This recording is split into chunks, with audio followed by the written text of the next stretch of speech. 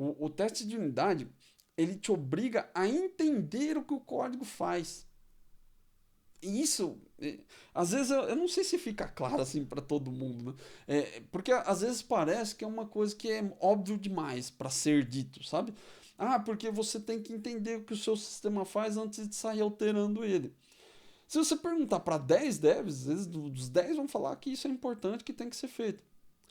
Só que dos 10, eu tenho certeza, e eu posso te afirmar, que desses 10, 8 deles, quando precisa alterar, eles não param para entender o que o código faz. Eles simplesmente alteram. 8 de 10, 80%. Eu te garanto que 80% dos devs não entendem o que o código faz. Eles simplesmente olham, debugam, eles veem o que passa por ali e naquele trechinho que a pessoa altera, que ela vê que está o problema, ela vai lá, faz a alteração e libera para teste. Ou às vezes já manda para produção direto. Na maioria das vezes é assim. E sabe como eu tenho tanta certeza de falar isso? Porque se não fosse, a gente não estava aqui discutindo sobre teste. Se não fosse assim, eu não tinha um canal que só fala sobre teste para desenvolvedor de software. É assim porque todo mundo aprende a trabalhar desse jeito. Eu preciso me livrar do problema. Eu preciso resolver, eu preciso entregar. Se eu não entregar, eu vou ser demitido. Então, às vezes, é muito melhor pro dev, na cabeça de todo mundo, que você entregue rápido e despache o problema. Porque pelo menos aconteceu alguma coisa. Do que você parar, avaliar, entender o porquê. Por que aquilo acontece? Porque é difícil fazer isso. Leva tempo. E as pessoas não querem. Agora, com o teste de unidade, ele te ajuda a encurtar um pouquinho esse tempo. Ele não vai resolver 100% do seu problema, obviamente. Mas ele te ajuda a encurtar isso. Porque um teste de unidade, uma suíte bem escrita, quando você passa o olho para ler os testes, você entende qual comportamento aquele código precisa ter. Deixa eu dar uma olhada aqui no que esse método faz. Você lê o método, você vai ler o código dele, vai executar os testes e vai ver que eles eventualmente devem passar. É, você vai bater o olho nos seus testes para ver, se você tem que resolver um bug lá, por exemplo, você vai ver por que aquele caso deu bug. E aí, eventualmente, você vai olhar que aquele caso não está na lista de casos que estão testados. Então você simplesmente entra lá e adiciona um teste novo. Mas lá está descrevendo um monte de coisas. Olha, deveria retornar A quando entra B. Deveria processar desse jeito. Deveria entrar nessa regra. Isso, cara, é uma coisa que realmente não tem preço, assim. Uma documentação que tem vida. E eu não sei o nível de documentação que a sua empresa faz. Mas acho muito difícil que tenha documentação no código. O teste de unidade é praticamente uma documentação. Um teste de unidade bem escrito, ele descreve regras de negócio.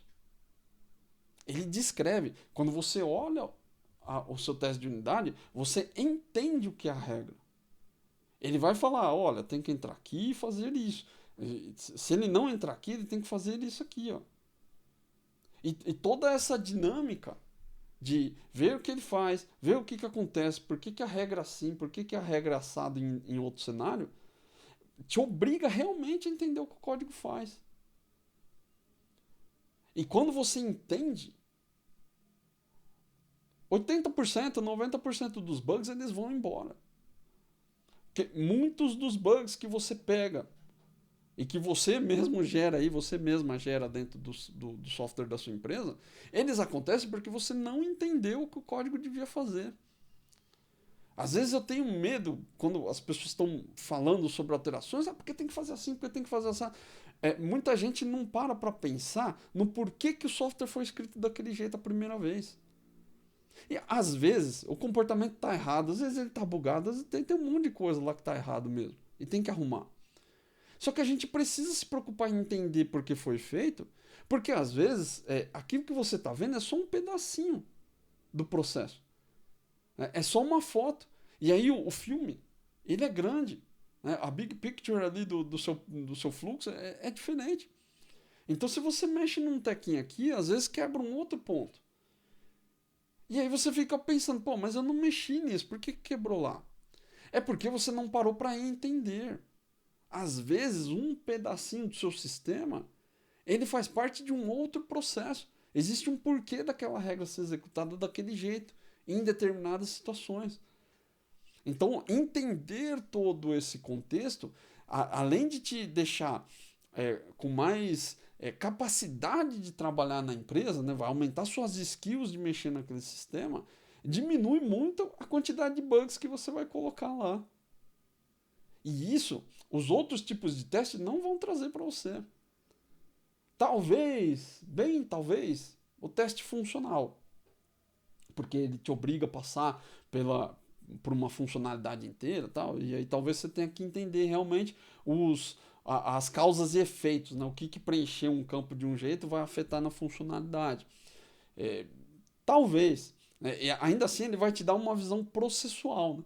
A visão de código mesmo, mexi nesse método e quebrei um outro método, só o teste de unidade que vai te dar. Ele faz bastante diferença nesse sentido aí.